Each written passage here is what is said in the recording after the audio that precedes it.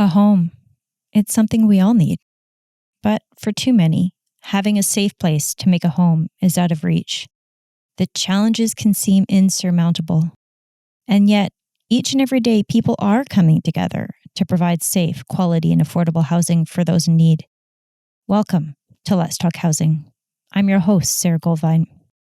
Join us as we listen to and learn from people in British Columbia who are creating strong, inclusive communities where everyone can thrive.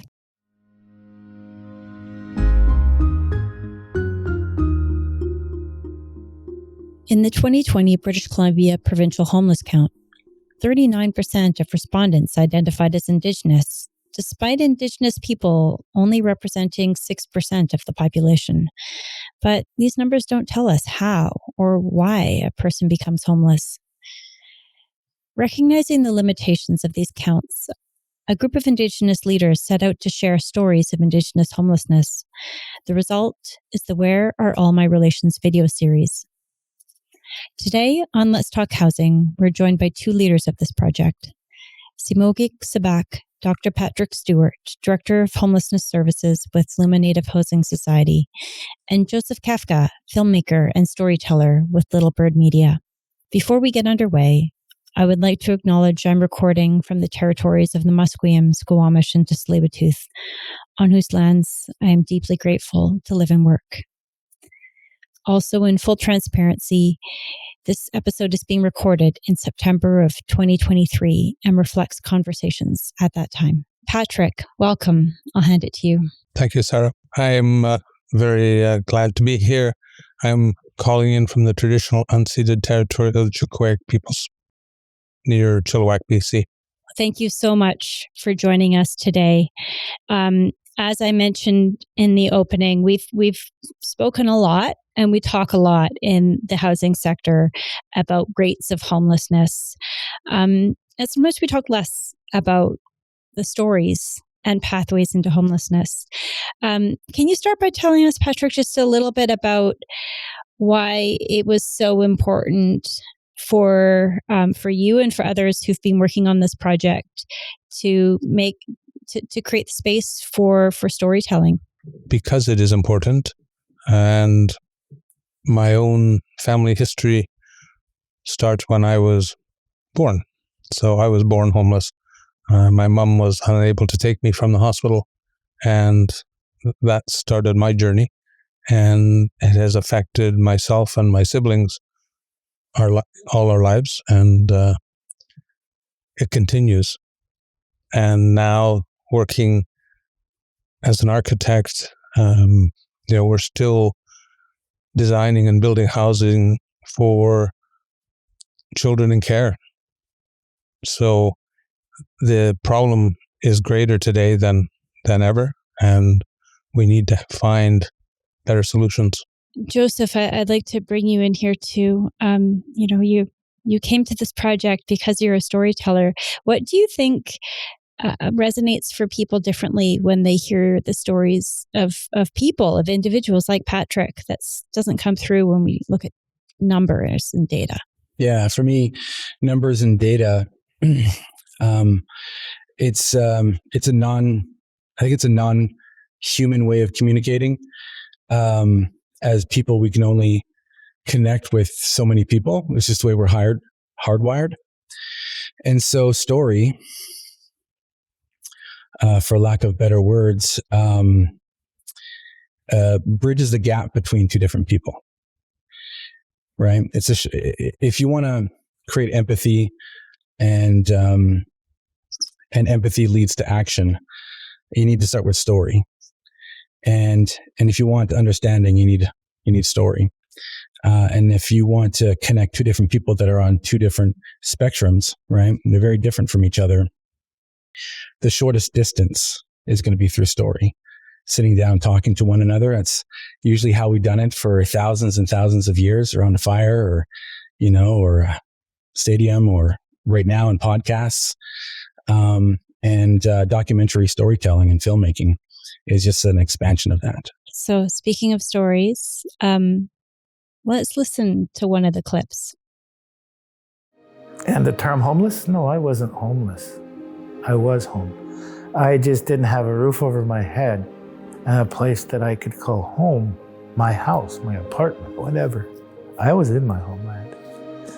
And it's always really struck me as that I didn't realize that maybe my ancestors were calling me to a safe area to help me to find that vision of I wanted to heal and how to do it. And it was given to me as a gift. Patrick, what comes up for you when you listen to that? I relate to what he just said.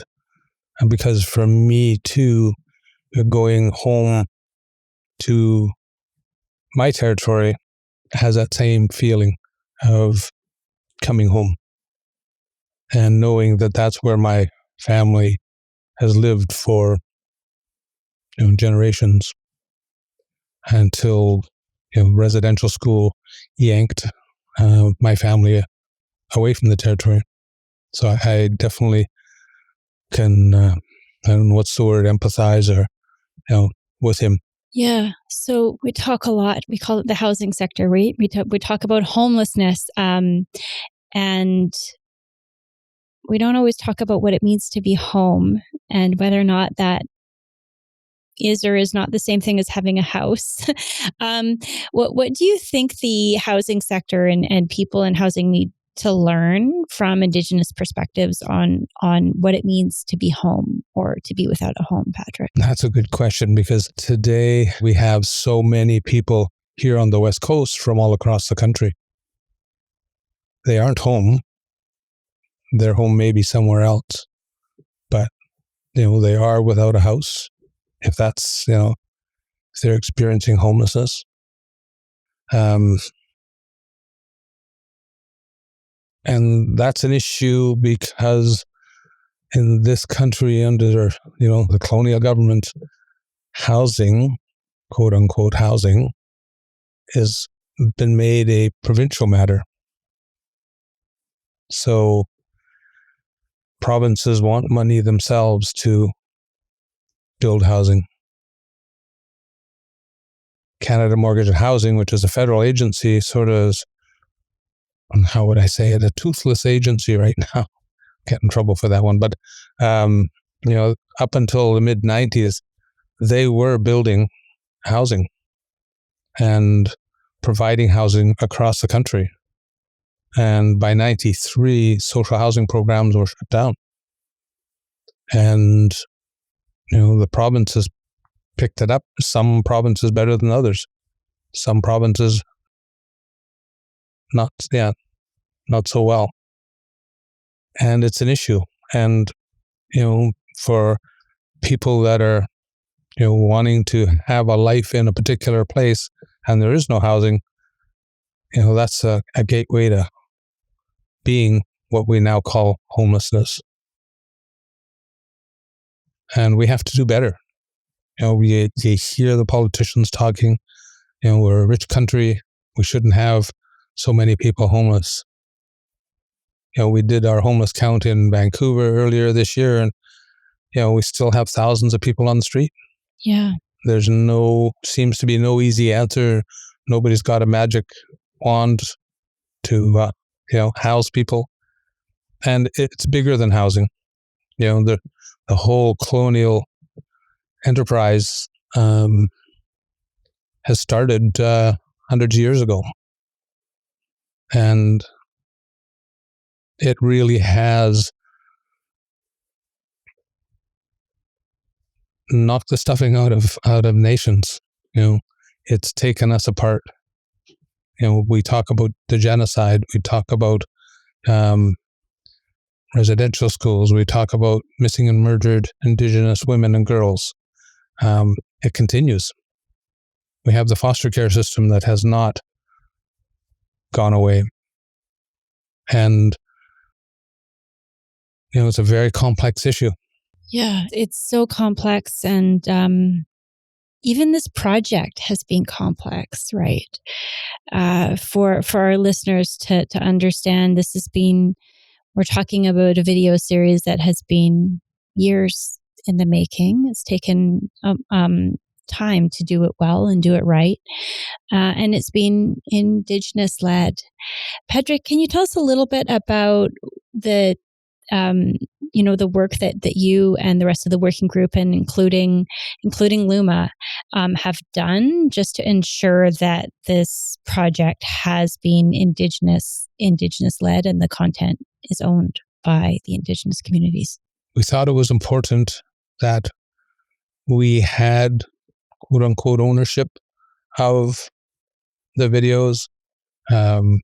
We worked closely with Joseph to make sure that the stories that we're told are authentic and meaningful. And, thanks to Joseph, he put a lot of miles on his van and traveled the province and captured stories that I think people will hear for the first time and go, wow, that's happening here where I live. Or, the breadth of the issue, I think, will be surprising to people. Wouldn't you agree, Joseph? I would agree. I think going back to the clip earlier, his name is Michael Ochoa. He's from the Silk First Nations in the Okanagan. And I think his clip there and his video speaks to the broader meaning of home, right? That we're kind of stuck in this weird place where the way it's defined by housing agencies and generally in most people's minds is something with four walls, all right? Kind of something that we're in right now, which is very pragmatic and well and good for many purposes. But I mean, in the documentary, I pose this question, what if we had put everybody into that was outside or considered homeless into a house, right? And I think Michael and another individual in one of the other stories answered that question for us. Homelessness would still be rampant, right? The persons may have a house, may have a home, but be homeless, right? And for him, the beginning of that journey of coming home was healing from intergenerational trauma, and that's come up in a number of the stories. And that's really something that would have been missed if we're talking about numbers.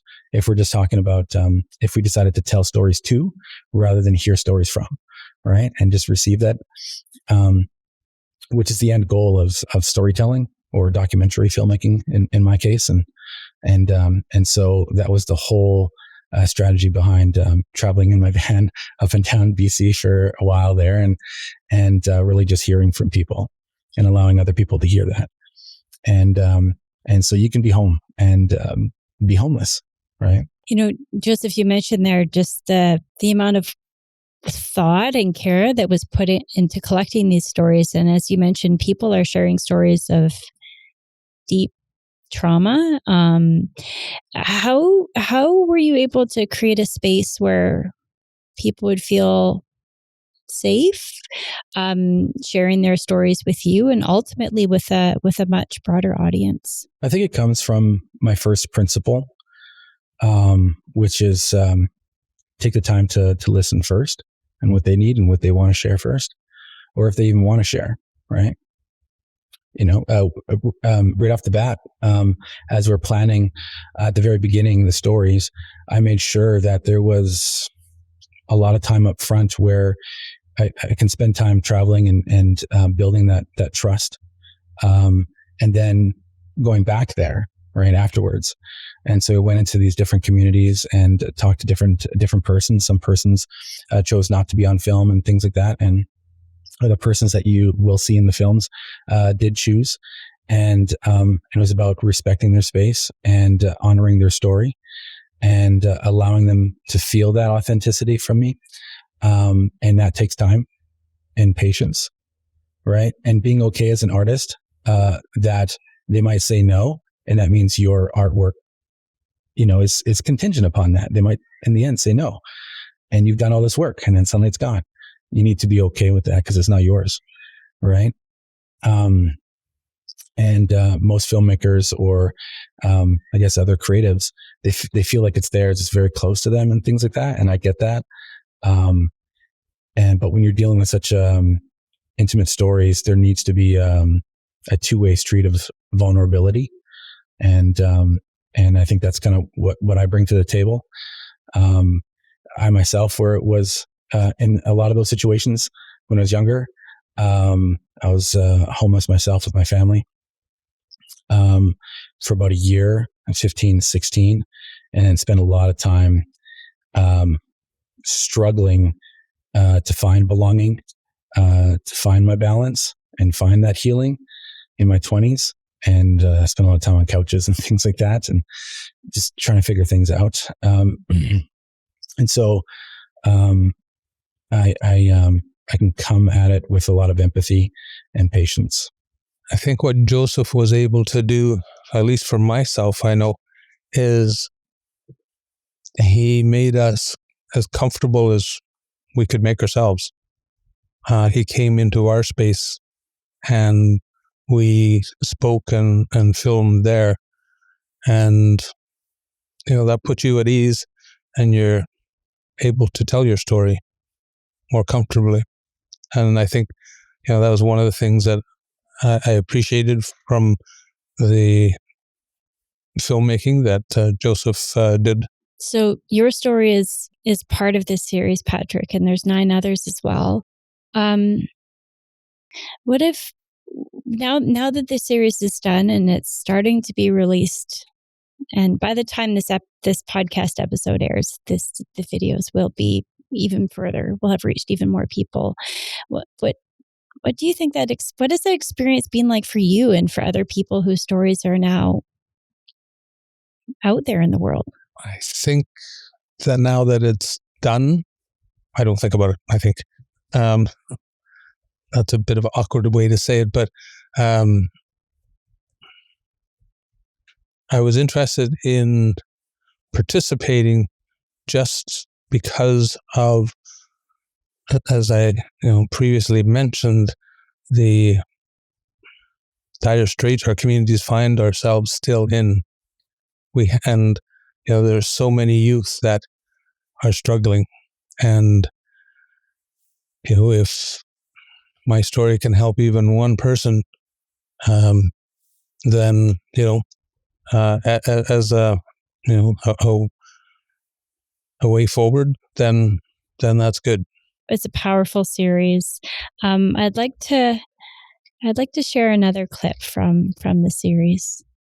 Hope for Kids and Children is for them to know they do belong and they are cared for. We have 62 house, who we call them Hawil, and every child matters, every child belongs. And they need to know, whether they're adults, teens, or what have you, that they belong to a mother clan and they belong to a father clan. Joseph, can you tell us what comes up for you when you think back on collecting that part of that story? I think I spent the most amount of my time in Gitsan Nation. I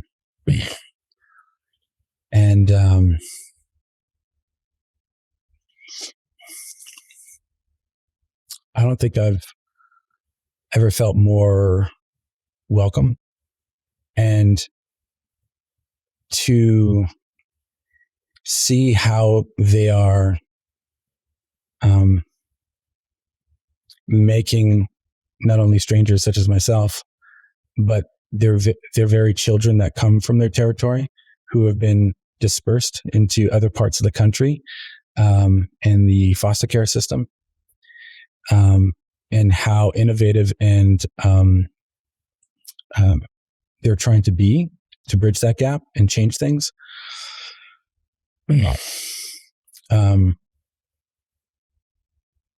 Was overwhelming, was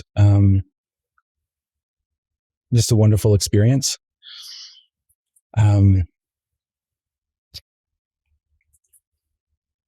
I still have some food that I'm still eating from the visit up there, and it's something that I wish that I experienced when I was younger. My community is in Manitoba, and I only had one chance to visit it. Actually, I'm going back next week out in Dog Creek in Lake Manitoba. And so I've never had a lot of opportunity to feel that connection. And for a brief period, when I was younger, I think between 8 and 12, my parents were foster parents. And so just seeing how those kids struggled, and then later I struggled, it would have been nice to have a familiar face or a community kind of behind you that wanted you, right? Even though you couldn't be there, they wanted you to be there and made you feel like you belonged. That could have changed a lot that was going on inside you. And for some of the stories, that did change other people. There's what really comes through for me is the importance of belonging. I've heard this many times. I've been asked from many bands, can you check up on this person? Can you check up on this person? They sent a picture, and I'd luckily find them. And I'd say, yeah, your chief asked me to look into you, see if you're okay. And on 2-3 occasions, that person would, in the alley, in that doorway, soaking wet, cold, hungry, they'd start crying. And when they finish crying, they go, I can't believe my nation cares about me. I can't believe my family cares about me. And that's so powerful. That's powerful. So there's no better feeling than there are people that are down here that to know that their nation has sent somebody to come look for them. Patrick, so much of this work is happening on the streets and on territories where folks are far from their home territories. Can you tell us a little bit about the importance of that work? As Joseph mentioned, just giving the Gitxsan example, the children in care are spread out across the country. And the Gitxsan Nation has a program called Bringing the Children Home. So they are actively seeking out their children in care. And I myself went through that. I'm a member of the Nisga'a Nation, and I was living in Montreal when somebody from the Nisga'a Nation came to Montreal and found me and said, what are you doing here? And, would you like to come home? And I did. And, that was my first connection back to the nation. And, it's like this person in the clip said, it's amazing that, you are not forgotten. There are people out there that do want you and want to bring you back. And it is a powerful, powerful feeling, because the feeling of abandonment is a really big, huge thing inside of you when you grow up cut off from your nation and your family, because you think, nobody wants me. How else could I be discarded like that? Right? And so there is so much to do, so much work to be done. And I think we're just seeing the tip of the iceberg, just because we have so many people still on the streets. Yeah, there really is still a long way to go. But Patrick, what do you think are the major takeaways from this video series? Like, what do you think needs to change? The system needs to change. I think the policies at the governmental levels, federal, provincial, they need to change. They have to stop taking the children. There has to be different mechanisms that support families, not break the families down. Child and family organizations get paid for every child that's in care. And, there needs to be more work done to not take that child out of the community, but to keep the child in there, to provide supports to the family. One of the programs, for example, Gitxsan Nation has is the Strengthening Families program that does exactly that. They work with those families before they're broken apart and trying to keep that family together. There's a lot to do, and I think government legislation needs to better support that, for sure. And I think we need within our nations to better support that. There's still a lot of fighting going on for the small resources that are available. So I think, there needs to be better resources for nations to be able to bring their children home. I agree. If you're, I guess, most university students or social workers, things like that, they would say that they're against colonialization, right? Or colonialism. But the foster care system itself, taking children outside of their land and their nation, is a colonial act, right? And that destroys families and destroys nations, and especially their sovereignty. And so if we want to have a long-term strategy of rebuilding that independence, the sovereignty, and we actually care about those things, right? That's part of land acknowledgements, right? That means actually following through with that and stopping some of these practices, or putting resources in to rebuild what has been weakened, which is that individual sovereignty or national sovereignty, and strength within the community to take care of their own. And that's something that Gitxsan has built up and strengthened. That's what Haisla is doing. And organizations like James Harry from the video that you just played, he has a ministry, All Nations Outreach, I think is what it's called. We link to it at the end of the video.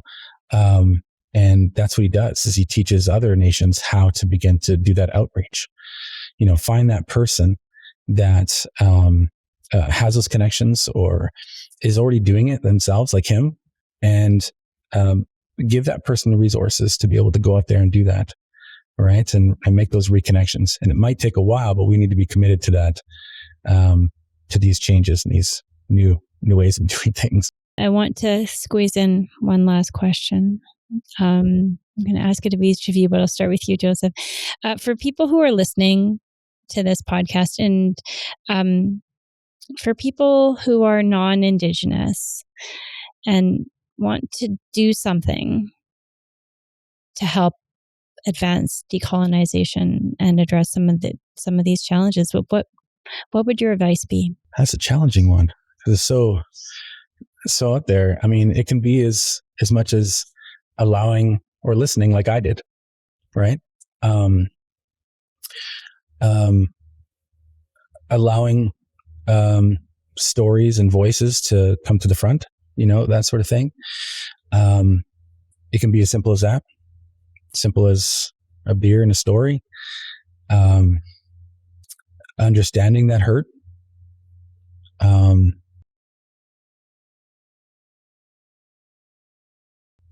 And I think it needs to begin with, because people when they actually hear the question immediately, they want some big action, like, oh, we're going to change this law, we're going to do this. But like I said in one of my earlier comments, that might take a long time, because a lot of these strengths need to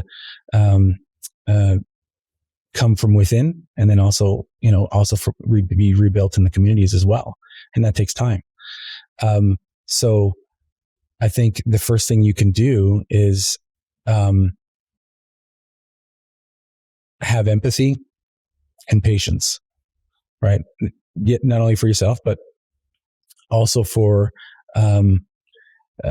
Indigenous persons around you. Seek to understand and listen, right? And something may come up, an opportunity might come up for something, later. It may not be big, small things matter. And how about you, Patrick? I mean, as you've mentioned, there's still a long ways to go. What would you urge listeners of this podcast to do if they want to follow up on what they've learned today? Continue learning.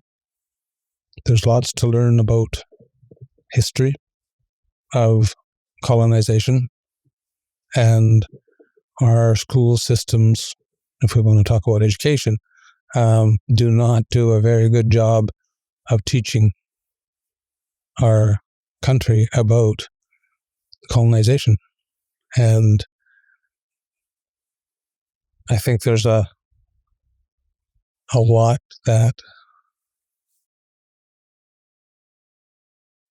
everyone can learn. There's a lot to be learned before you can really do any action.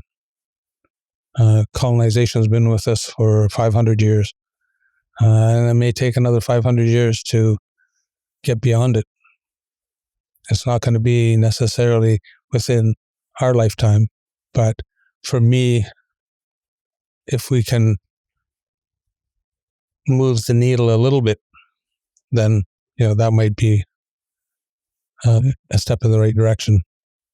If it's going to be multi-generational, which is okay. If it's my grandchildren that are pushing the issues, then that's okay. As long as I know that I've done what I can to further the fight or the resistance to colonization, then I'm happy with that. Thank you, Joseph. Thank you, Patrick. Aichka. Really appreciate you spending time with us today. We will be sharing links to this series in the show notes. So I encourage everyone to check those out and learn more. Let's talk again soon. To learn more about BC Housing, including how to apply for subsidized housing in British Columbia, visit bchousing.org. You can also find us on Facebook, Instagram, LinkedIn, and X. If you enjoyed this episode, give us a rating. This will help others find Let's Talk Housing and join the conversation. You can subscribe to Let's Talk Housing on Apple, Spotify, or wherever you listen to your podcasts. To watch the Where Are All My Relations video series, find the Luminative Housing Society channel on YouTube or visit their website, lnhs.ca.